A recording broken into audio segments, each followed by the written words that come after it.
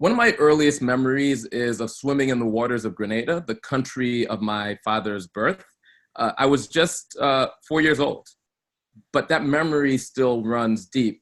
Another one of my earliest memories came a few months later when President Ronald Reagan, remember him?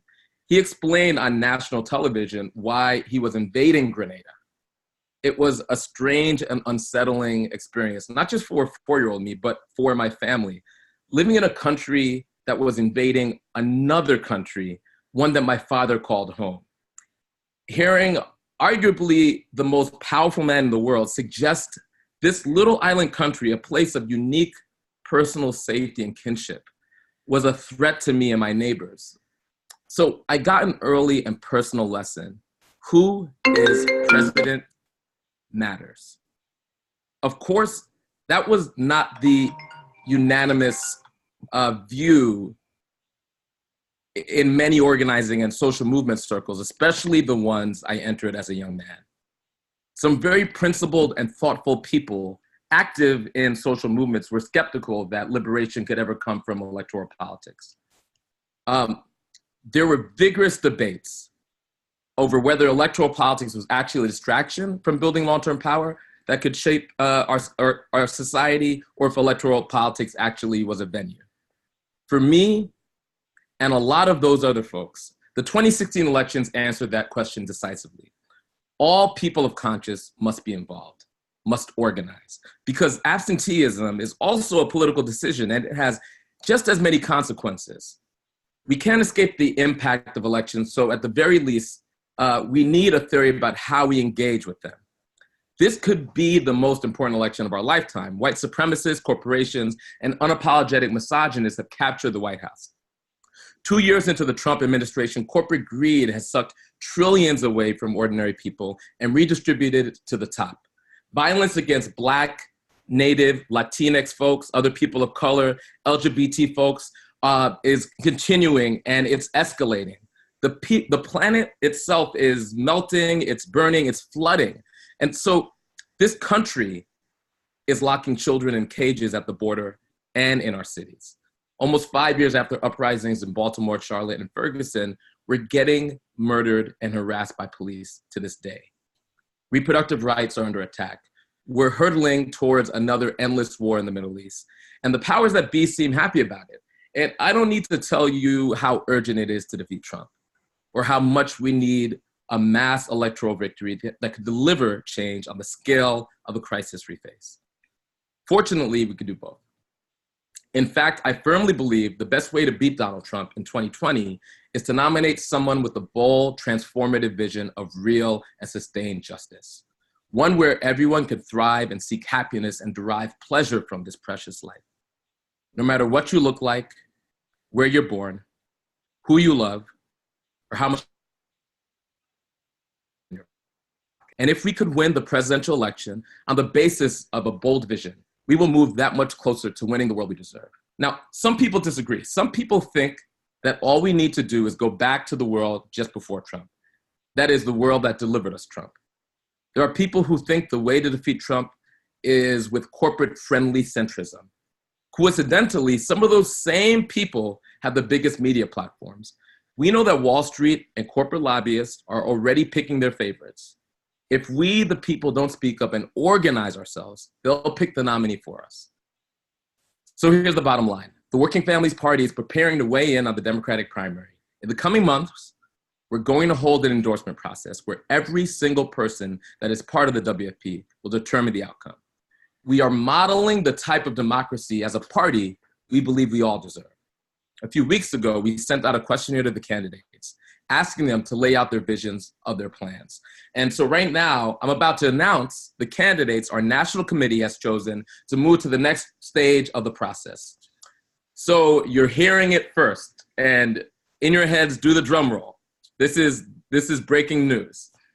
Their names are, in alphabetical order, Cory Booker, Julian Castro, Bill de Blasio, Kamala Harris, Bernie Sanders, and Elizabeth Warren. We're going to have a chance to ask all those candidates questions and to debate and deliberate among ourselves as a party over the next months in a way that whatever the outcome, we could be proud of our party for engaging in meaningful debate, principled struggle, and not shying away from making a call when our people are demanding we do and when the world is requiring it. In a minute, you're going to hear more about what the process looks like. I want every single one of you to engage.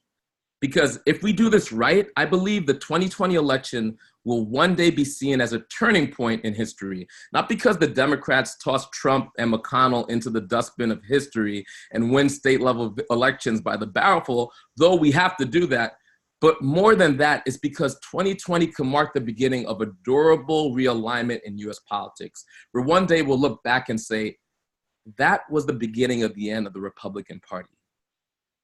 That was when racist appeals finally stopped winning elections. That's when we began to see our differences and still reached across them. That's when we realized that we have just but one planet and we are just but one people. That was when we began to live up to the true promise of a democracy that has never yet been fulfilled.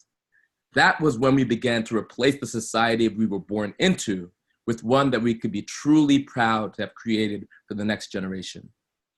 Rooted in love and kindness and solidarity and dignity and even sanctity for all people.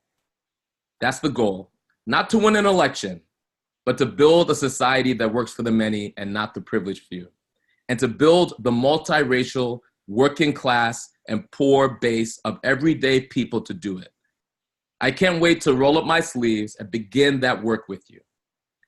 And if you want to get updates about the WFP 2020 endorsement, the best way is to sign up for our mobile alerts. To join, text WFP 2020 to 738674. Again, text WFP 2020 to 738674. So thank you so much for letting me share. Now I'd like to welcome our first guest. Last month, we had an underdog insurgent candidate for Queens District Attorney, public defender and criminal justice reformer Tiffany Caban. Just a few weeks later, Tiffany beat the odds, won her primary, and became a progressive superstar.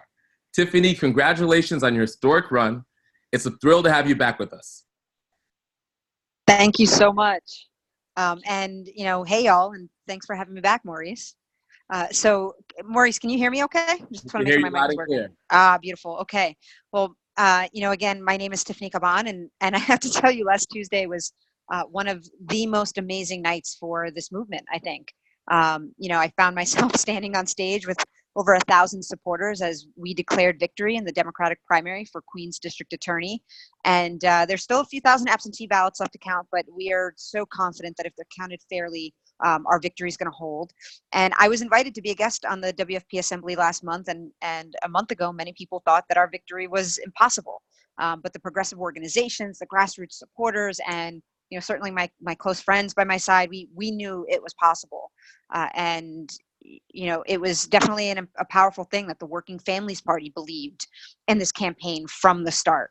Without the Working Families Party, without the Democratic Socialists of America, without Seneca Strategies, without groups like Make the Road Action and Vocal Action and No IDC and so many more, we would not be here today. And this win is more than about just one campaign. And it shows, what you can do building movements from the grassroots. This is about what we can do together to change people's lives, what we can do to ensure that the people who have been pushed to the margins, ignored, neglected, incarcerated, that those people are all treated fairly and have a voice and are given the dignity that we all certainly deserve. And so, together, I'm really excited to say that together we are in a position where we can end, really dismantle our system of mass incarceration in Queens, that we're going to end cash bail, that we're going to change the conversation around criminal justice in America, that we're going to decriminalize poverty, start giving support for mental health and substance use disorder. And so tonight, I just want to say thank you to everybody, every member of the Working Families Party. And more than that, I just want to say that we continue to be in this together. I'm really proud to be part of the WFP family. I'm proud to be part of this movement with y'all and proud to partner with you to change our city and this country.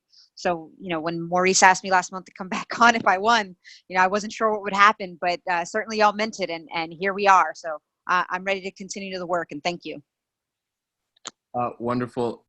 Tiffany, I just have to, speak from the bottom of my heart how how transformative that victory was and how honored I am to stand with you. And we're going to be with you all the way to the end. So, you know, there's a few months between now and the general election, and we can't wait to see, first of all, that victory, that general election victory, but then how you'll transform the DA office. Thank you.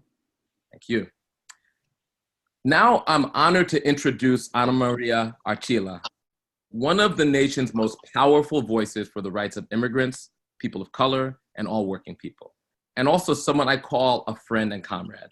She's the co-director of the Center for Popular Democracy Action. Ana Maria, thank you for joining us. We've all seen the images of that young father and his child washed up on the shores of the Rio Grande in Texas. We've all heard Donald Trump's threats about unprecedented ICE raids. So to start, can you help us understand what's happening and put in context these images that we're seeing and these messages that we're hearing? Yeah. Hi, everyone. It's so good to be here. It is such an honor to join my Working Families Party family in this moment. Happy Pride, everyone.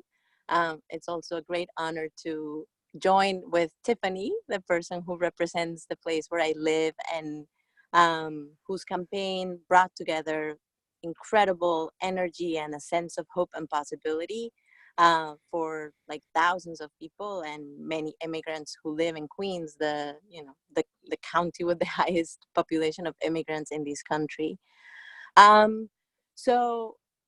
Thank you, Maurice, for asking me to speak to this. I know all of us have seen the images of children in jail facilities, in cages.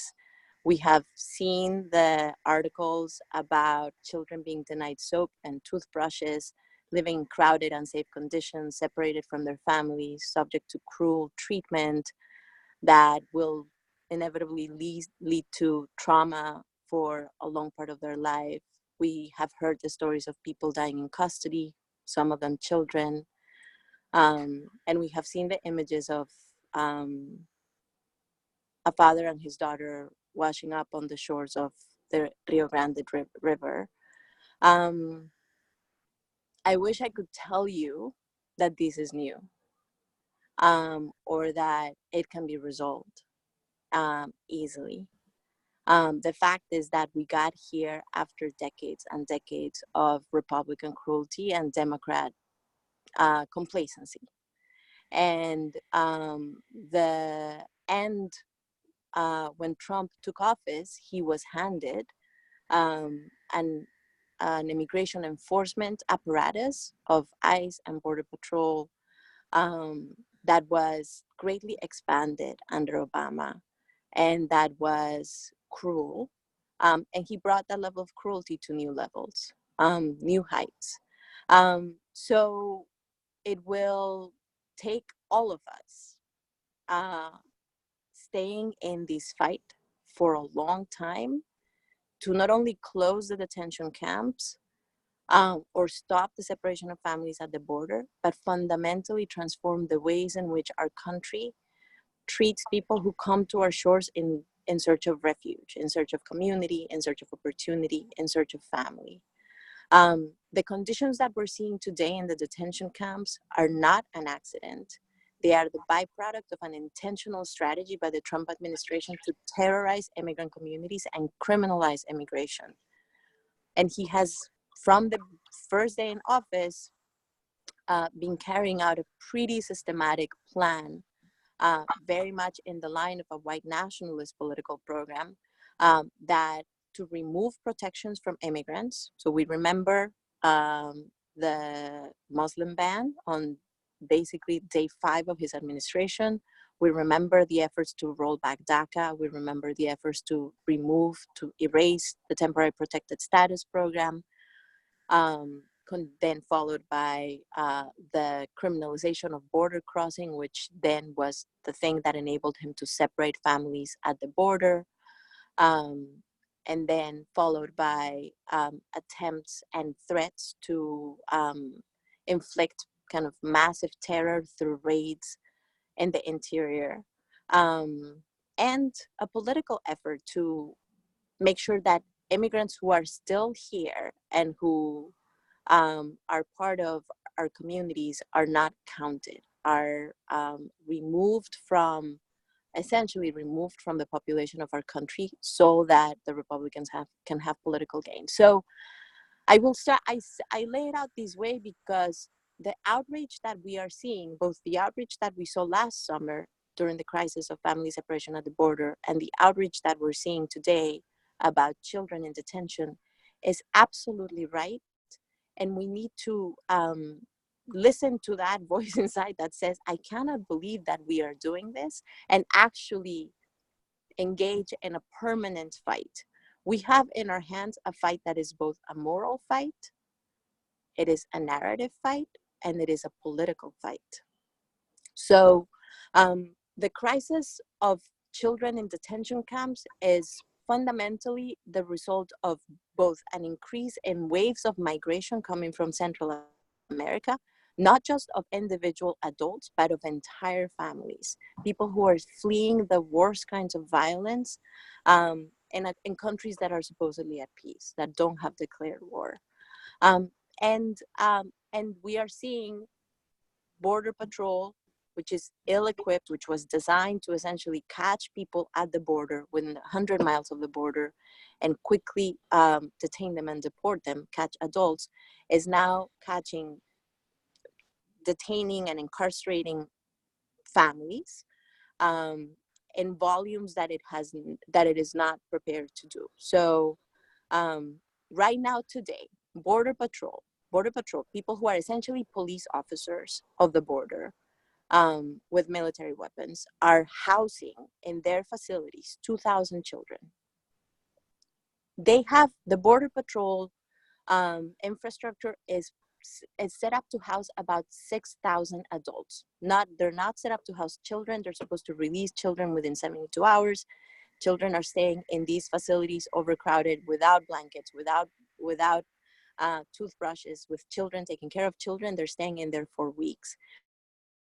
And right now, in addition to the 2,000 children that we see in these jails, in these cages, there are close to 16,000 adults. So the crisis is intense, and there's no demand that can mitigate the harm. We are in a situation where harm is happening on our watch in profound ways. So what we have to do is understand that this is a moment where history is looking upon us, and we will have to answer questions about what we did when we saw these children in cages, what we did when we heard the cries of children separated from their families, and what we did when we saw the pictures of children wrapped in their father's t-shirt washing up on the shore of our country. So I will share with you today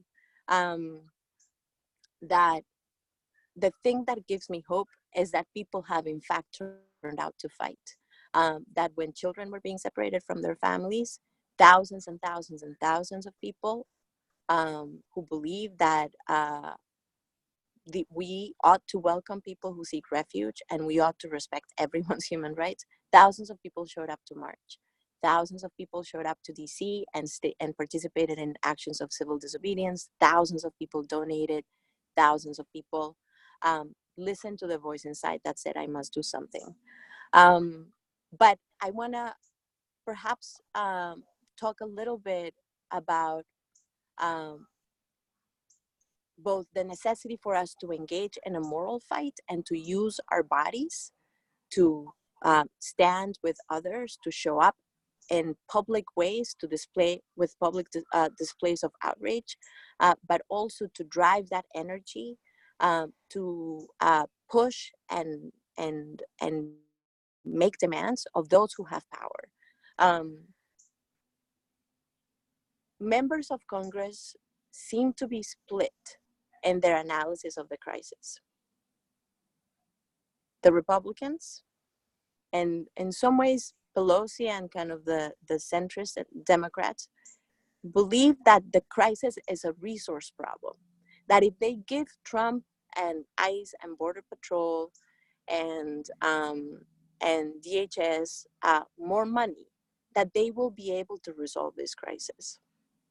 And others believe that what we are seeing is a deliberate mistreatment and neglect from an administration that doesn't deserve any more trust. And we saw that disagreement display, like in full display in the last few days when Trump basically asked Congress for billions of dollars for supposed humanitarian aid.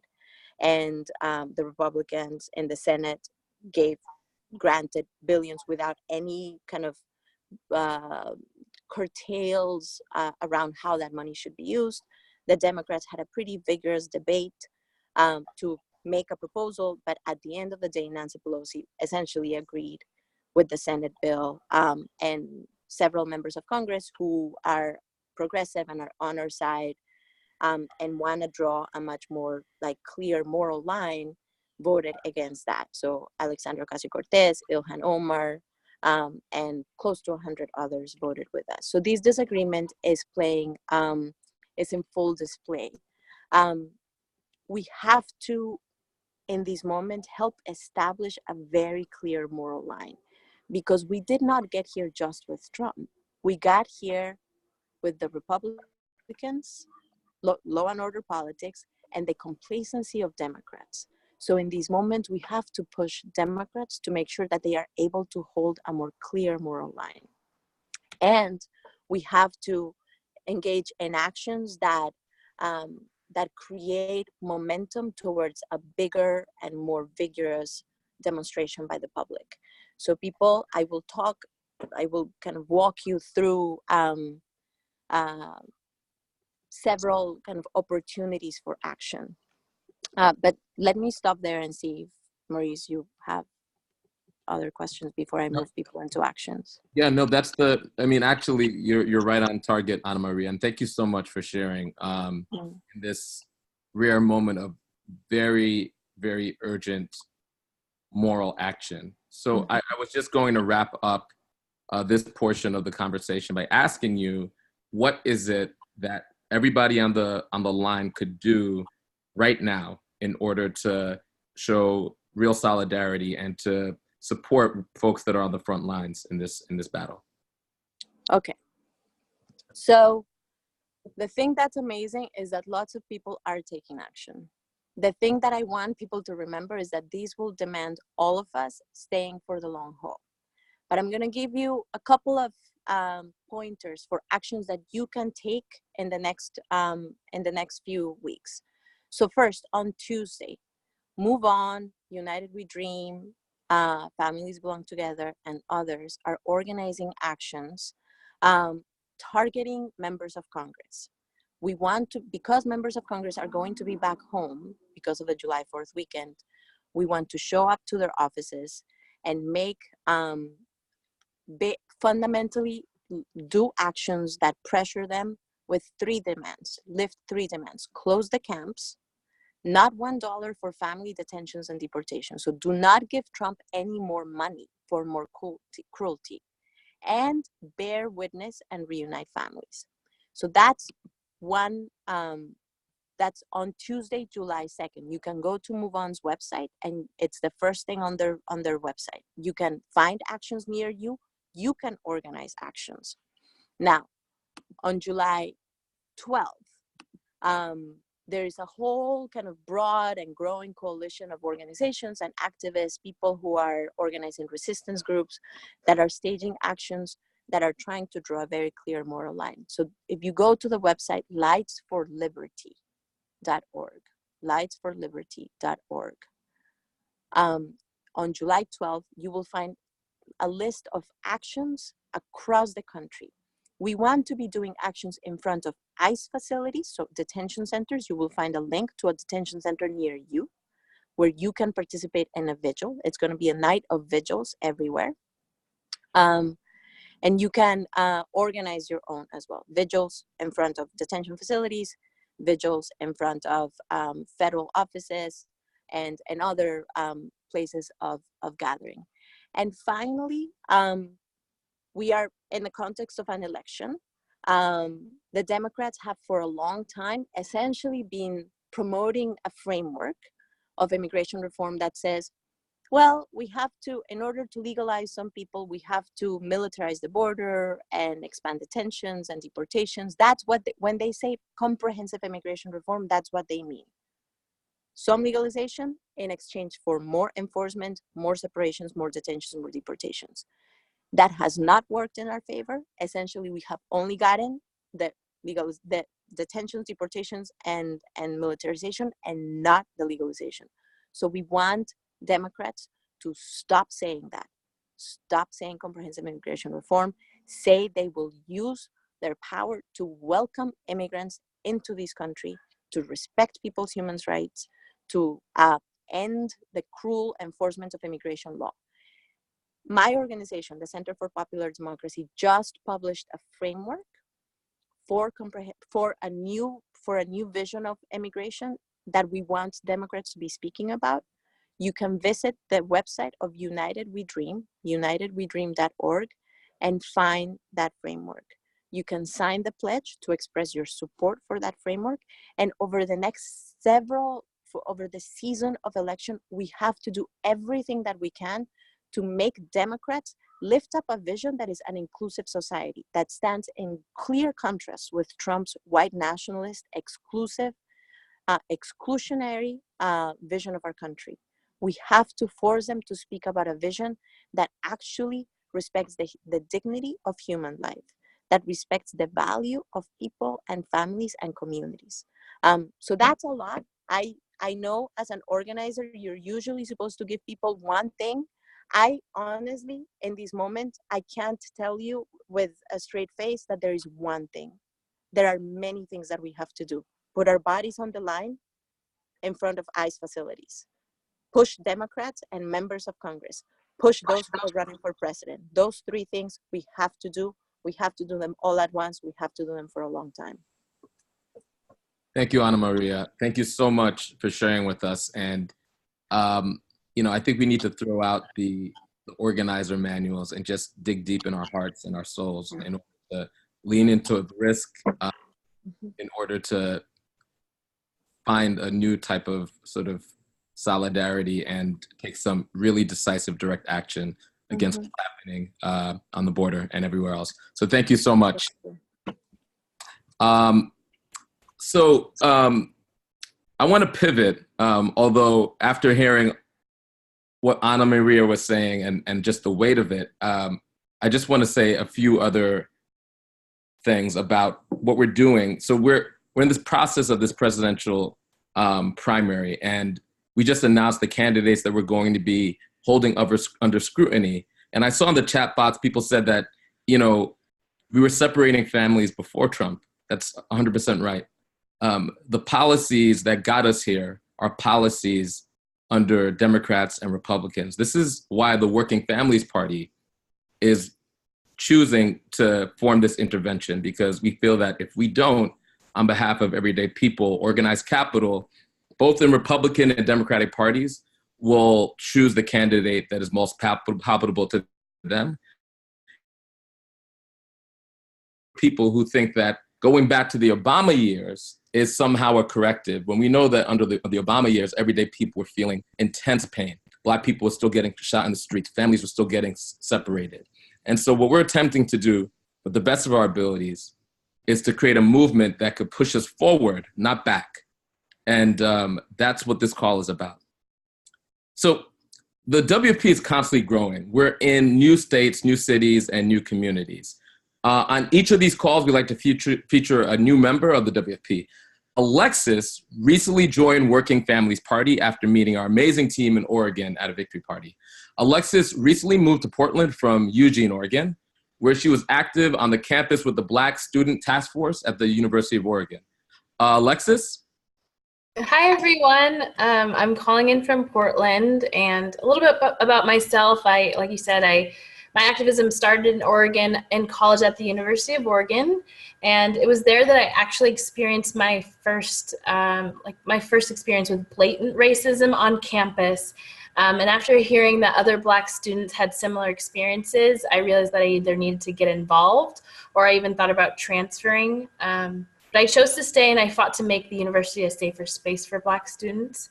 But during my time there, I met a local representative, Diego Hernandez, who invited me to help canvass for the East County Rising slate during a special election that recently passed here in Oregon.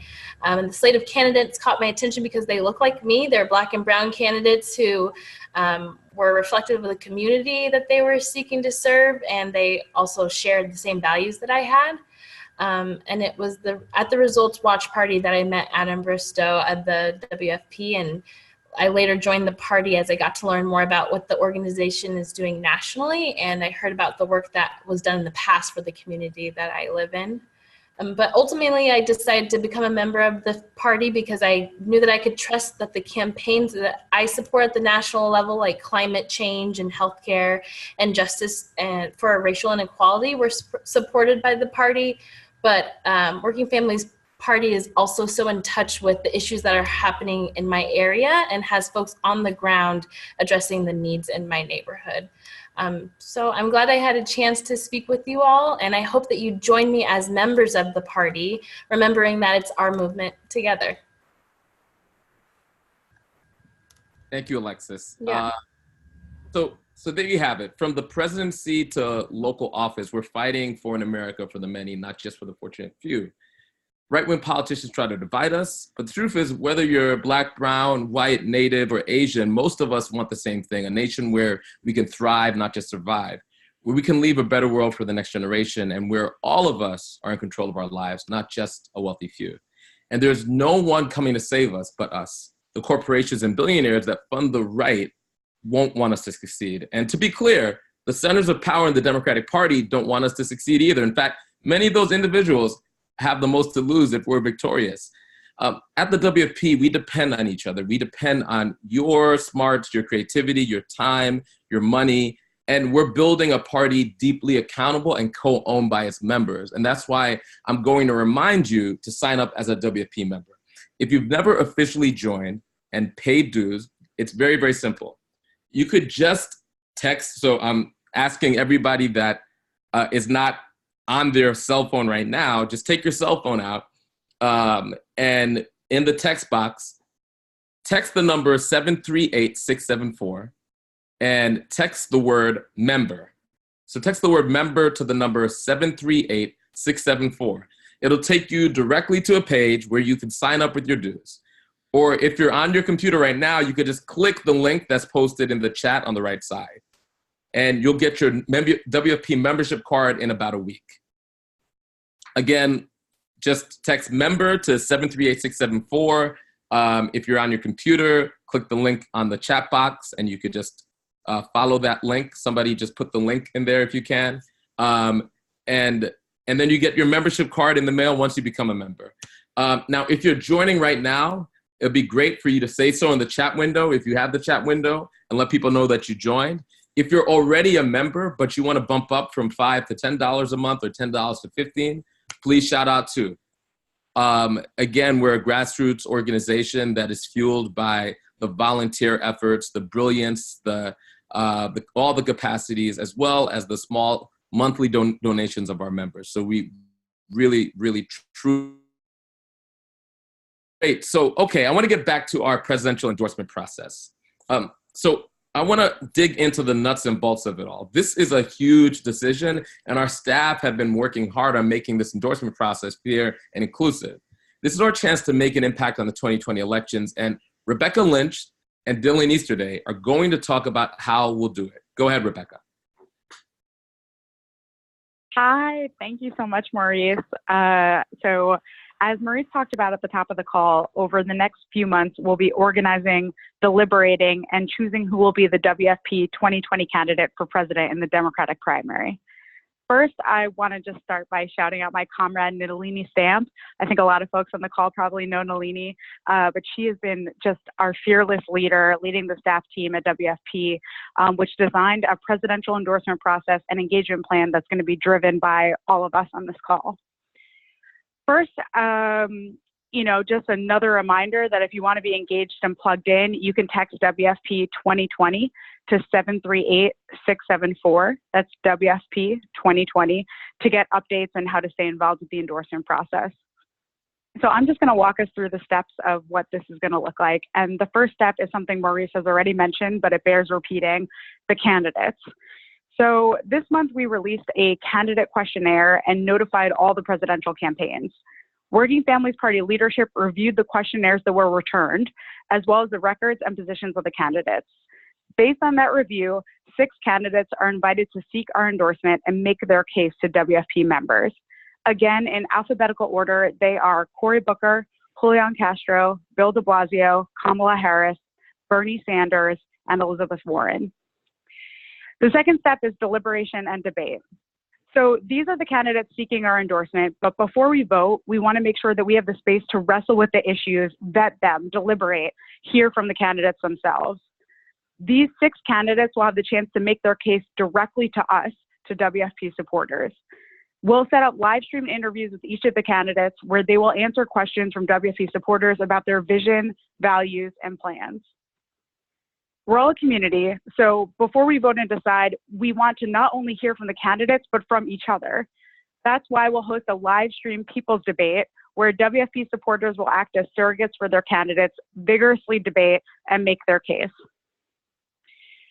The third step is the vote.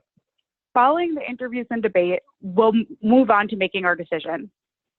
The Working Families Party National Committee, which includes representatives from our state chapters, local branches, I saw Pooja out in Ohio is on the call, and national progressive movement leaders will get half the total vote. WFP members and grassroots supporters will collectively make up the second half of the total vote share. This vote will be held online. Now, I just want to explain how this vote is going to work. It's going to be conducted using ranked choice voting, which I know some of you have heard of, some haven't.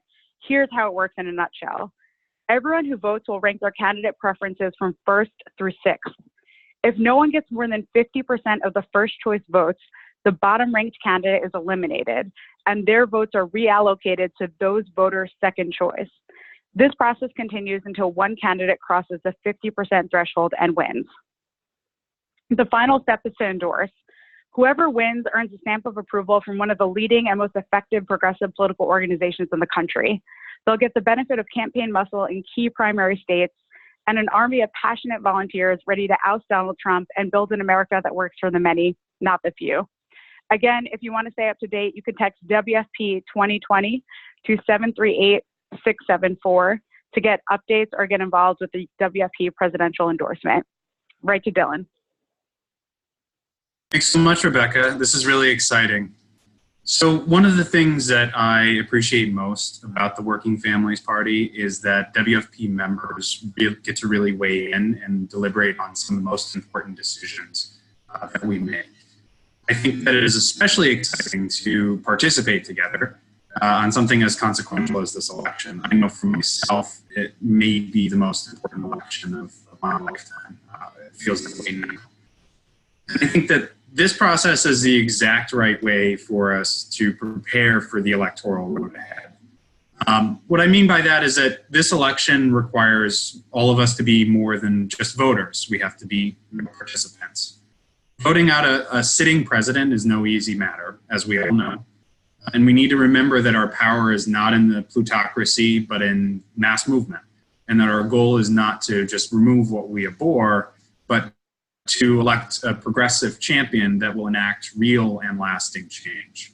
So to do that, we need to own the debate and demand what the world that we want and not just what we don't. So that's exactly why we're starting with the people's debate. As Rebecca had just mentioned, this debate will be a chance for WFP members and supporters, as well as surrogates from the presidential candidates, to represent the issues that working families need to see addressed immediately in the new administration. The debate will be hosted by Working Families Party, along with key allies and partners in the movement, and will be a live streamed event. So you'll be able to join wherever you are across the country and participate within the event itself. I think that it's also important that the debate, to highlight that the debate participants won't be politicians. They're going to be grassroots, feature grassroots activists. It'll feature WFP members. And I think importantly, it will be a night of joyous, substantive, and inclusive debate. The conversation will touch on a range of topics, including, but may not be limited to, things like housing, talking about immigration. We just heard Maria Archila and the key importance for us to fight for inclusive and safe immigration policy. Reparations, jobs in the economy, voting rights, and important to me as well, climate change. So what is key to this debate is you. We just heard from Tiffany Caban earlier in the call and the amazing electoral earthquake that her message and massive collaborative campaign was able to pull off. And we need to take that lesson onward to 2020, keep on that momentum. So here on the call tonight, we're going to ask everyone to commit to joining the People's Debate with us, as participants and viewers and debaters. And this broadcast will be on July 26th. You'll be able to do this from home or wherever you have an internet connection. And secondly, and importantly, this debate only works if we spread the conversation and engage the people in our own communities in meaningful discussion on the issues. So that's why the second thing we're asking for tonight is for you to host a debate watch party. So don't get nervous. This is a fun event. It can be an easy event where you, with friends and family and neighbors and WFP supporters in your area, are gathered to watch together and importantly engage in a conversation after the debate. You'll have, when you RSVP to the debate, the People's Debate, you'll have a toolkit and it will help you make your debate party easy and successful. This will be the opportunity to begin to organize with fellow WFP supporters and members to begin that needed work that we've been discussing here tonight, taking back the White House in 2020. So I'm challenging everyone here to think about how you can show up to be a participant in this important decision, and then how we can unite and organize in the next months to meet the challenge that we collectively have to overcome November 5th, 2020. Now, I'd like to see who on this call is ready now to join the People's Debate. To do so, again, text WFP 2020 to 738-674. And let us know how you can participate. You'll receive a range of options there. Whether it's listening online, joining a watch party, or hosting one yourself. Again, to make it really fun and easy. So text WFP 2020 to 738-674. Now I'll hand it back to Maurice to introduce our breakouts. Great. Thank you so much, Dylan and Rebecca. So next, we're going to give you all the opportunity to get to know one another. And again, I want to thank everybody that so far participated on the call. So we do this, we spend this time because we feel it's critical if we're building a real, true, dynamic party, that we have to build a beloved community, building trust across differences. That's the only way we'll ever be strong enough to defeat the billionaires and the white nationalists. Hate is fought and overcome through solidarity. And so we'll be carving out time on all of these calls to connect with one another. In just a second, we're going to break up into groups for a moment. And then we'll come back to a large group at the end. So just hang tight. It'll just be, for a few minutes, you'll get to actually dialogue. I've been seeing some debate on the chat box, and maybe there'll be some rigorous and respectful debate in the small groups. If you're in the Zoom application or on the phone, you'll be in a small group facilitated by a volunteer so that you can get to know each other. Now, if you're using the web application, you'll just stay in the main room where Dylan will lead you for this next piece. So let's hit it. Let's go to the breakout groups.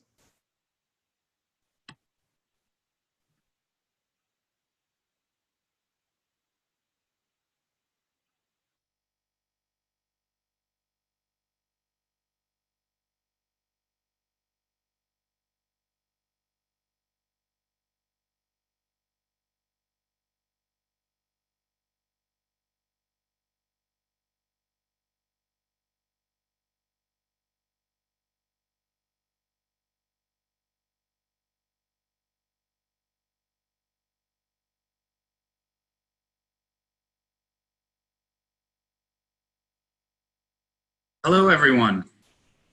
How are we doing? I see quite a few folks joined here in the main room. So I'm going to go ahead and get us started. We have only a little bit less than our normal 10 minutes for this breakout. So I'm going to try to keep this pretty tight. And the most important thing is we're going to try to get to know each other, hear from as many folks in this breakout room as possible, and to discuss a couple of things, starting first and foremost a little bit what we talked about within the endorsement process, and how you can participate in the upcoming People's Day. So let me just set expectations here. The goal of this section, usually our breakout groups, are so that we can come together and create community, even though we're all spread out across the country. This is a space where anyone that wants to share can and should, and this is, can come from your life and your own experience. So everything is welcome here. As norms for conversation, we encourage people that normally speak up to give space for others that are, that need a little bit of that encouragement, to use I statements, try to speak from the heart, not rather than your head, and be mindful of time. As I mentioned, we have just a few minutes for all of us to be able to speak. So with that, I'm going to shut my mouth in just a moment. And what I'd like to do is just kind of pass it around to everyone here. And one at a time, just try to jump in. I'd love to hear your name and where you're calling in from. And I'm going to go ahead and just make sure that everyone is unmuted here.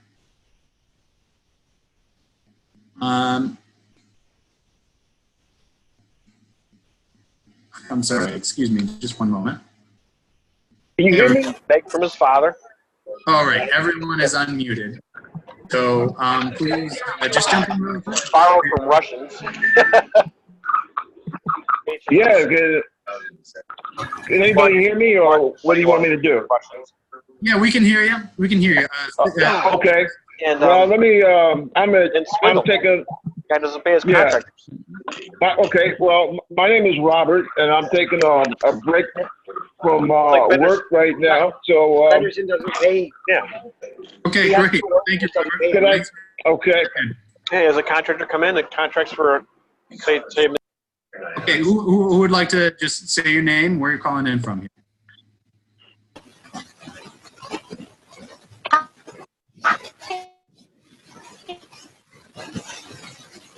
Dan, if you're speaking there, we're having a problem with your connection. I'm sorry, we'll try again in a moment.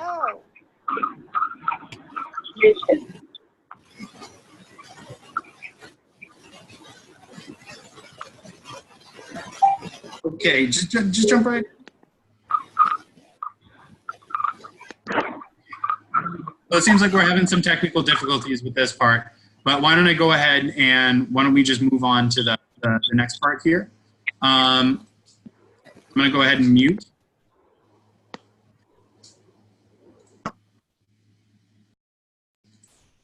Okay, so just the next part here, I want to, just recap a little bit of what we've heard. We heard about Anna Maria, about the urgent immigration crisis that we're seeing on the news every single day. We heard about Tiffany and her people-powered electoral win, and Maurice on WFP's presidential endorsement, and Rebecca on that vote process.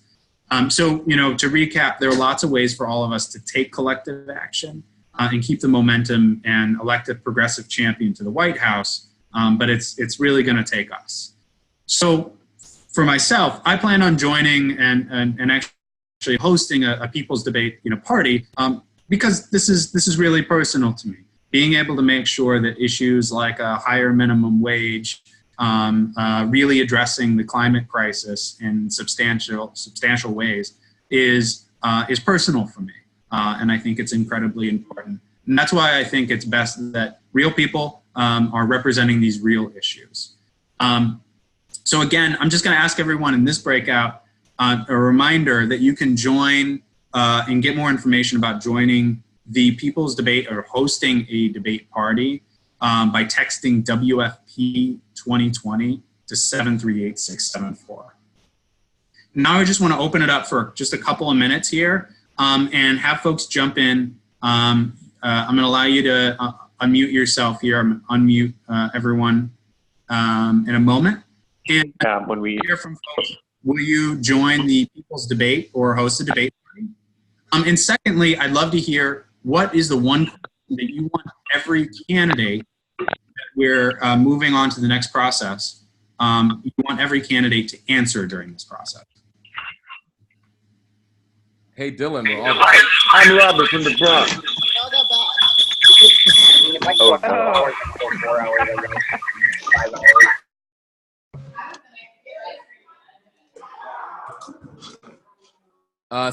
Hey, staff and techs, if you could put everybody on mute, and if we could go back to our regularly scheduled program. I'll be looking in my chat box, so you could tell me when I could. I guess I'll be looking for Amanda or Joe or Dylan to tell me when I could continue. Okay, great. So I think probably all of us were in the midst of some very heated and deep conversations where we got pulled back into the main room. One of the things I did hear, I think I heard it from Cleo in Denver, was, both appreciation that we're going to be vetting a number of candidates, but also concern around the record of one or two of the candidates. And I just want to say that that's what this whole process is about, right? This process is about you leaning in.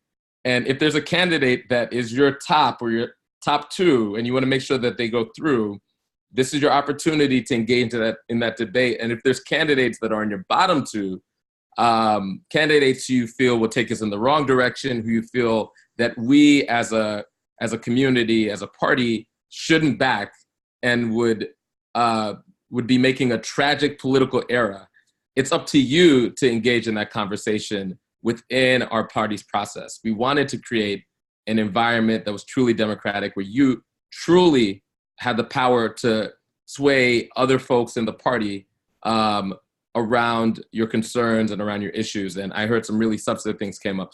So I just wanted to say that's the purpose of this, and that us choosing those 6 is no endorsement of any of those folks. Those are the 6 that we're choosing for a number of reasons to vet further, but not because we are endorsing any of them. Some of the 23 didn't respect our process enough to follow the instructions and to engage with us and to submit a questionnaire. Others weren't able to submit on time, and again, that we have to have a fair process. And then there's various reasons for others where their politics were so misaligned with the progressive values that we believe in that it didn't even make the cut for this process. And a number of other really thoughtful cuts that the executive committee made. So I just wanted to say that. Okay, so here we are. We're at the end of the call. So I just want to thank everybody so much for joining. I want to thank Tiffany Caban for joining. I want to thank Ana Maria Achila for joining, Alexis for joining, Rebecca and Dylan from the staff. Thank you on behalf of all the staff. Thank you for holding it down. And we're so excited that we're kicking off this process. Now, I want to close with something that I'm borrowing from my siblings in the movement for Black Lives. So in just a moment, we're going to unmute everyone's line. We're not doing it yet, but we're going to unmute everyone's line so everyone could say goodnight together. Now, you don't need to say the words goodnight. You could say solidarity. You could say whatever words for you you want to express to this entire community. And it can feel powerful hearing hundreds of voices create a cacophony of positivity, of solidarity. So get ready to say your goodnight. And in just a moment, not yet, in just a moment, we'll unmute the lines for a few moments, and then the call is over. So we're unmuting, and Tex, are you ready? Yep, okay. We're unmuting in 3, 2, 1. Pueblo unido jamás será vencido. Good night. This is Robert saying good night. Good night.